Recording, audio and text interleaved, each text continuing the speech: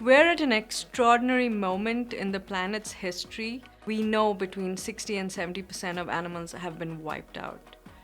India is truly at the extreme end of this. We're home to the best populations of tigers, elephants, bears, and a whole bunch of incredible species.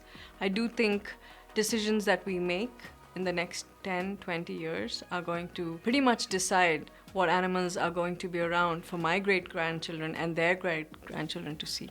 I don't think we can look at people separate from conservation. It's people's decisions, love for nature, emotional feelings, and economic support that's going to actually decide the fate of many of the world's species. So I've spent the last 25 years in this quest to understand and conserve India's wildlife and wildlands. The first 15 years were very much focused on being a good scientist, publishing impactful work, but very quickly frustration started to seep in that the science was actually not having any on-ground impact.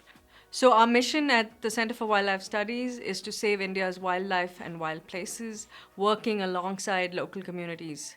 So our focus is to use science, which means doing research on tigers and elephants, doing research on human-wildlife conflict, tourism, connectivity, to design innovative conservation programs, both benefit people and wildlife, and then inspire the next generation through education and work with partners to really push forward policy.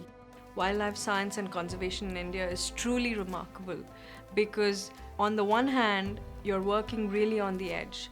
There is the pressure of trying to help people, at the same time make sure species don't get wiped out. But I am very hopeful about India because of the economic boom that's generating more resources than ever before, because we have more people who care for wildlife and there are technological solutions in play. And I think this combination of all of this means that we should be bolder and more aspirational and optimistic about protecting wildlife and wild places.